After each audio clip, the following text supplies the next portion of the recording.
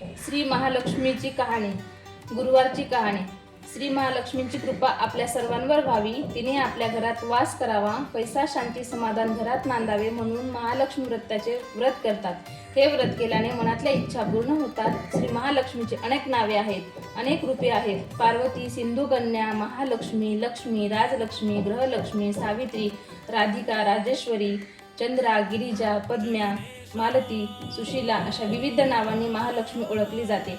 अशा या सर्वांभती असलेल्या महालक्ष्मीची ध्यानी घ्यावी अशी ही कहाणी आहे. व्यापार युगातली आपल्या भारतातली सौराष्ट्र देशात घडलेली. तेथे एक राजा राज्य करीत होता. त्याचे नाव होते भद्रश्रवा. तो शूर होता, दयाळू होता आणि प्रजादक्ष होता. 4 वेद, 6 शास्त्रे, 18 पुराणे त्यांना असे ज्ञान होते. अशा या राजाच्या राणीचे नाव होते सुरचंद्रिका.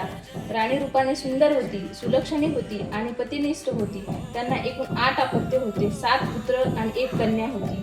राजाच्या राणीचे कन्येचे नाव होते शांबाला.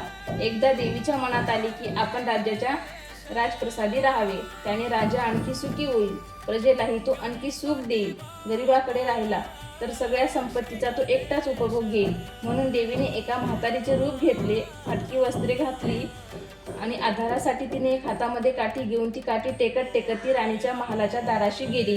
तिथे पाहताच एक दासी पुढे आली आणि तिने म्हातारीला विचारले, कोण ग तू, कुठून आलीयस, काय काम काढलंस, तुझं नाव काय आहे, गाव काय आहे, काय हवं आहे तुला. म्हातारीचे रूप घेतलेली महालक्ष्मी म्हणाली, माझं नाव कमलाबाई आहे, द्वारकेहून आले आहे मी, तुझ्या राणीला भेटायचं आहे मला. कुठे आहे ती. दासी म्हणाली, राणीसाहेब महालात आहेत, त्यांना सांगायला गेले तर त्या माझ्यावरच रागावतील, तुला त्या कशा काय भेटतील, तुझा अवतार पाहून तुला हाकलूनच देतील, तू इथेच थोडा वेळ आडुशाला थांब.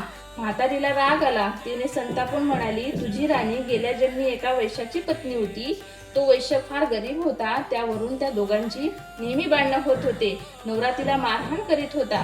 त्या त्रासाला कंटाळून एक दिवस ती घर सोडून गेली आणि जंगलात उपाशी तापाशी भटकू लागली होती.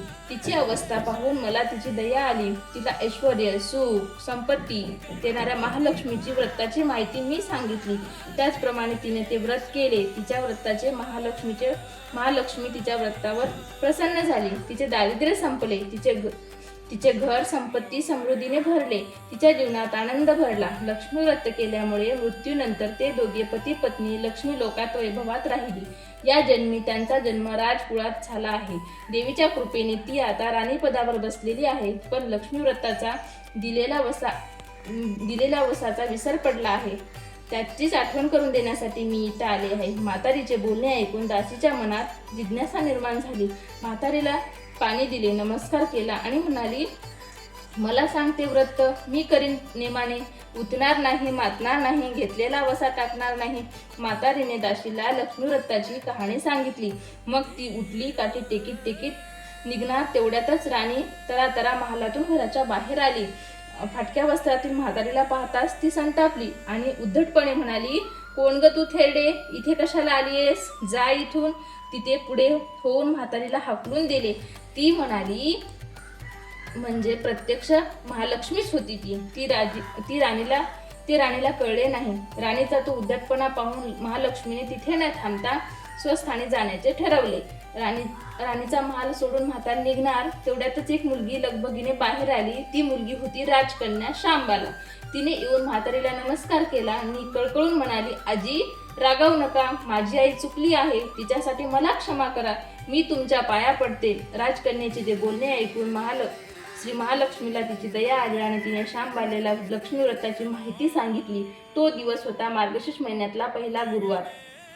पुढे त्या दासीने लक्ष्मी व्रत केले. तिची स्थिती सुधारली. दासी पण सोडून ती सुखाने संसार करू लागली. राजकन्या शांबालेनेही भक्तिभावाने सांगितल्याप्रमाणे महालक्ष्मीचे व्रत केले. सगळे नेम धर्म पाळून दर गुरुवारी तिने हे व्रत केले. शेवटच्या गुरुवारी उद्यापन केले. लवकरच शांबालेचा विवाह मालाधार नावाच्या राजपुत्राशी झाला. तिला राजवैभव मिळाले. लक्ष्मी व्रताच्या प्रभावाने तिचा संसार सुखासमाधानात चालू लागला.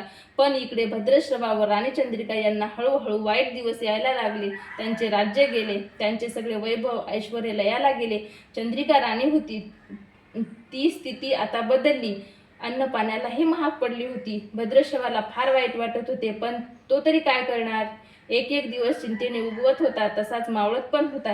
एक दिवस भद्रश्रवाला वाटले मुलीकडे जावे, तिला पाहावे आणि 4-8 दिवस तिच्याकडे राहावे. त्याचप्रमाणे तो जावयाच्या राज्यात गेला.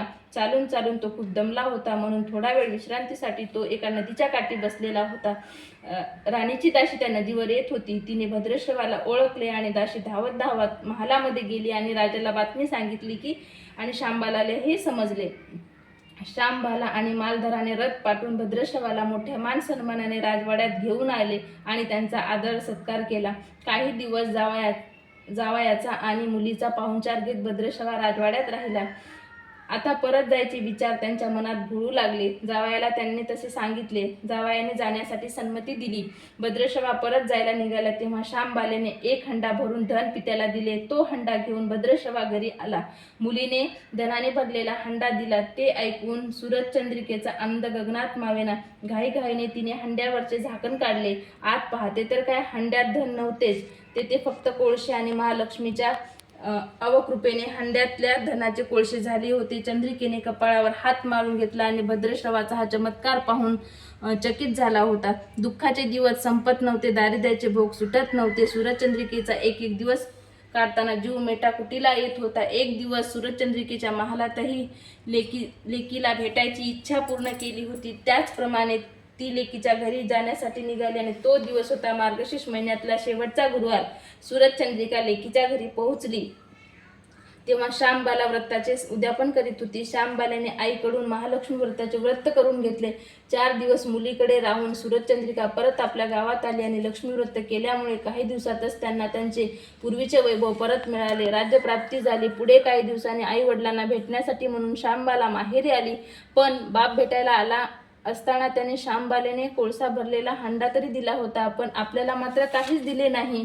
म्हणून राणीच्या मनात राग होता. त्यामुळे शांबालेचे व्हावे तसे स्वागत कुणी केले नाही. राणीने एक प्रकारे तिचा अपमानच केला होता, पण शांबालेला आईचा राग आला नाही. ती पुन्हा आपल्या घरी जाण्यासाठी निघाली. निघताच तिने पूर्वी बापाला दिलेला हंडा परत घेतला आणि त्यात मीठ भरले व तो हंडा घेऊन ती आपल्या सासरी आली.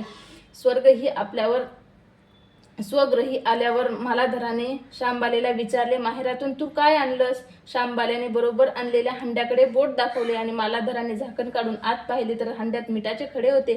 मालाधराने चकित होऊन पत्नीला विचारले, हे काय? हा मिठाचा काय उपयोग? शांबाला म्हणाली, थोडं थांबा म्हणजे कळेलच. त्या दिवशी शांबालेने कुठल्याच पदार्थामध्ये मीठ घातले नाही. सगळेच पदार्थ अळणी बनवले. मालाधर जेवायला बसल्याने त्याने तिला सगळे पदार्थ वाढले. सगळे जेवण त्याला अळणी लागले. मग शांबालेने पानात थोडे मीठ घातले. अन्न पदार्थात ती मिसळताच बेचव अन्नाला चव आली. हा मिठाचा उपयोग. शांबाला पतीला म्हणाली. मालाधरालाही तिचे म्हणणे पटले. थोडक्यात, जे कोणी महालक्ष्मीचे व्रत श्रद्धेने मनोभावे करतील त्यांच्यावर महालक्ष्मी प्रसन्न होऊन त्यांच्यावर तिची कृपा होईल. ही श्रीमंती आल्यावर सुद्धा माणसाने उतू नये, मातू नये किंवा नित्यनेमाने महालक्ष्मीचे व्रत करावे. देवीचे चिंतन नमन करावे, म्हणजे देवी सदैव तुमच्या पाठीशी उभी राहील. तुमची कामना पूर्ण होईल. महालक्ष्मीची ही कथा कहाणी गुरुवारची सुफळ संपूर्ण. ओम महालक्ष्मी नमः. ओम शांती शांती शांती.